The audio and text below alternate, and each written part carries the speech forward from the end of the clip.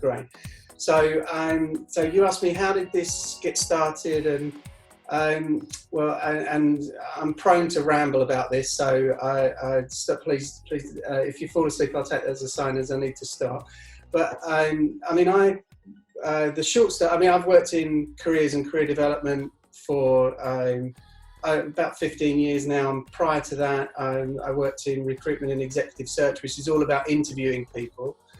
I didn't really like that, but the bit I did like was the interviewing people, and the particular bit, and I learned this later, was people talking about their kind of career stories and their, what I now kind of think of and call their relationship with work, you know, how the work that they do makes them feel.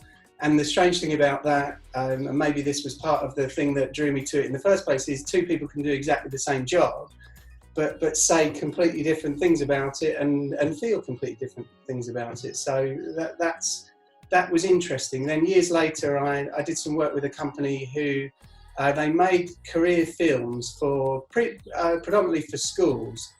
So if you wanted to know, or if a careers teacher wanted to talk to a class about what it was like to be a doctor and what training and qualifications you need, then they would watch the films. And then what happened with that was it was fantastic, used nationally, but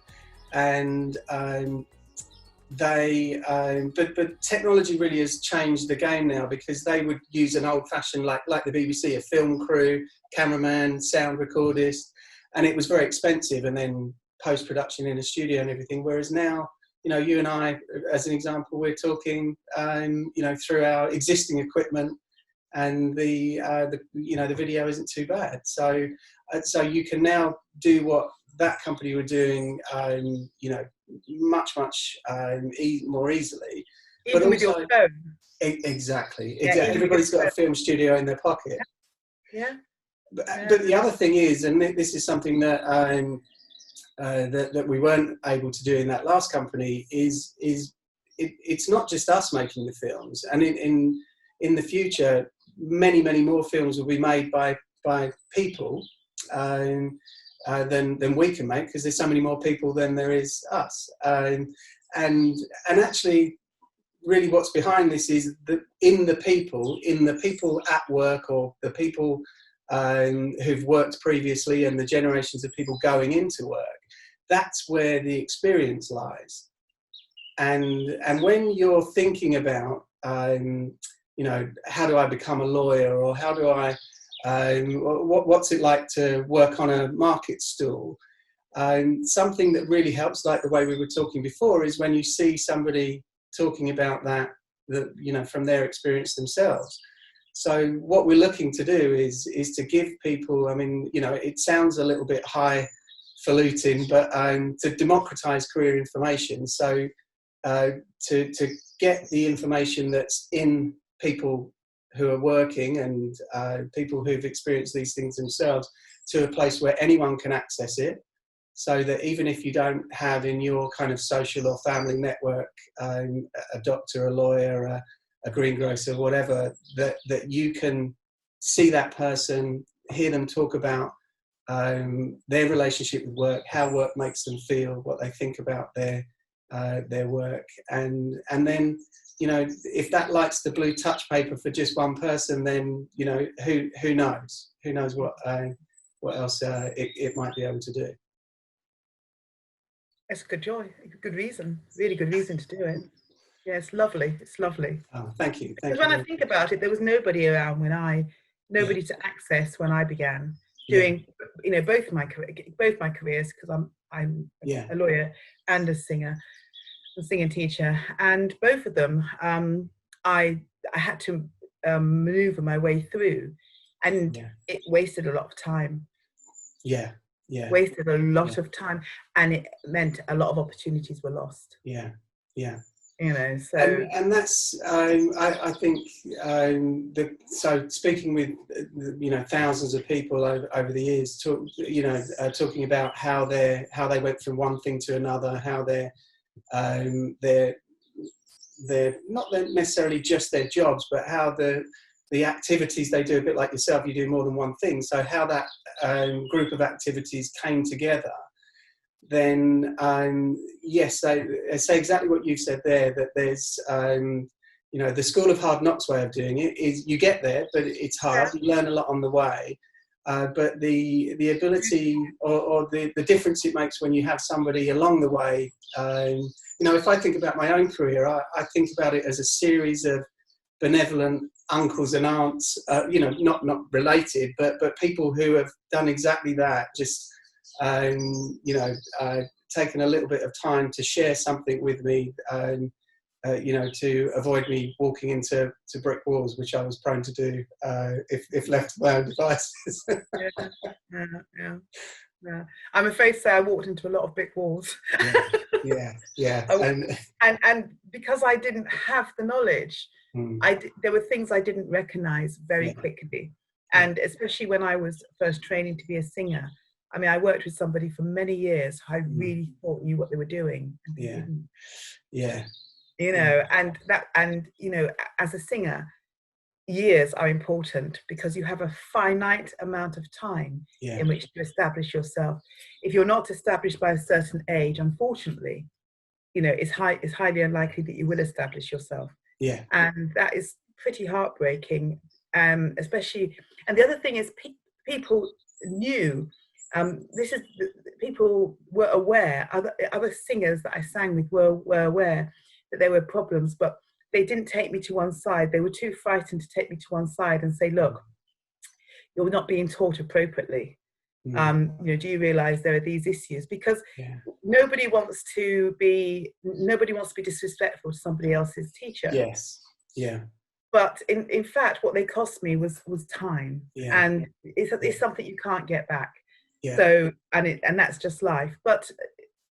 And that's why I'm quite blunt. I mean, you know, I'm sometimes I'm a little too blunt, but you don't have to take on board anything I say. And I always say that. I say, look, you do not have to take on a single thing I say, because, you know, who am I? I mean, literally, who am I? But if I see that now happening, I will try to intervene as gently as I can. If I have to be a bit more, you know, forthright, then I'll be a bit more forthright. Because if somebody has got a good voice and it's being systematically destroyed through bad teaching, or through you know what? It's not through bad teaching. It's a lack of knowledge on another person's part. It's not bad teaching because there's no intent. You know, there really isn't intent, but sometimes people just don't know. So you know, if you don't know, then you can only teach what you know. You can only teach what you know. And there are some voices that need specialist training. And I was one of those people. I've got a big Wagnerian voice. Right. And, you know, it's no good me going to somebody who specializes in soubrette voices or coloratura voices. They wouldn't have a clue what to do. So, you know, you have to find what's the expression, the key for your lock. I think it's So, you know, but there's no malice. But sometimes people don't know what they're doing. I don't always know what I'm doing. You know, I don't always know what I'm doing. Nobody knows what they're doing all the time. Nobody. You know, so And anybody who's giving that impression is probably somebody to have a question or two about. Absolutely. You know, I'm always very cautious of people who know everything. I think, that's interesting. It's one thing to I mean, I'm old now, so it makes a difference. But when I was a kid, people would talk like this, and I think they were God. You know, well, sorry, I think they were, you know, God is God. I know exactly what you mean. I thought they would know it all. And sometimes you also associate age with knowledge.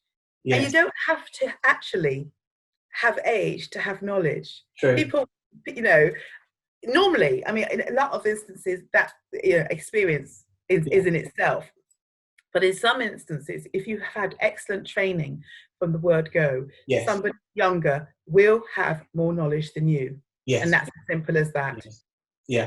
So it's always a good idea to be open to listen to everybody. Reject. There are some things that don't make sense. And if it doesn't make sense, I don't even go there. And I've actually been, and I'm, to voice conferences, and people have got up who are extremely well regarded, and they've opened their mouths, and I've gone, huh? That makes no sense. And if it makes no sense, I'm not going there. If something makes sense, logical sense, then I think, oh, I'm going to explore that, or let me try that. And see if but I always try it on me first. I always try it on me first. Because that's the best thing to do. Absolutely, and I think you're right. If something makes sense, then that's the key fitting the lock, isn't it? It's the key fitting the lock. And sometimes somebody will say something so small, so minute, and it will open your something. I had a conversation with somebody yesterday. I'm in the middle of a master's, and I was really distressed because I couldn't get.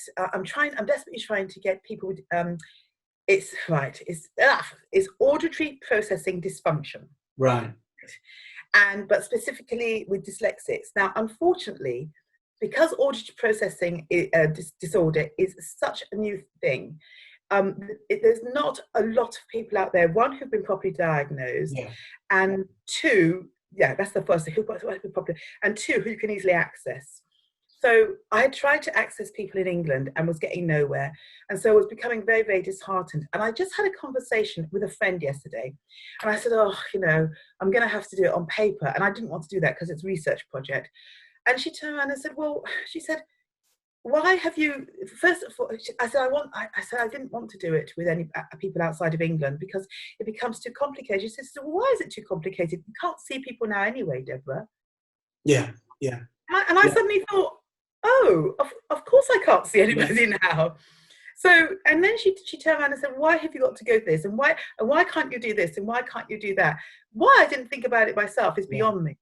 But by the time I'd finished yesterday, I had 2 participants in California. Just because somebody had said something which have unlocked a key in my head. It's just like, oh, okay. So This is it's so funny you should say that, because I was talking to last week said exactly the same thing. They said, my career is when I think, and my success really is a very big part of it is I go where my clients are and I meet them in person, and I invest a great deal in that relationship, and when I'm talking to people and interviewing them, there's lots of information that comes to me, lots of visual information that you get, non-verbal information that you get from being in the same room. How am I going to do all of those things now? And we had it's a very similar conversation, or where it reached is so none of the things that you're doing for those people that they value so highly, not all of those things are resident on you being in the same place as them. And actually, if you think about it, most of what's going on is what's going on here. That's what they're valuing so much, is your insight, your experience, your ability to spot something that they wouldn't spot because of what you know. And he was saying that this is making me think about where I can do what I do and who I can do it with, and in a completely different way. So there's some learning in it for all of us, I think. That's it.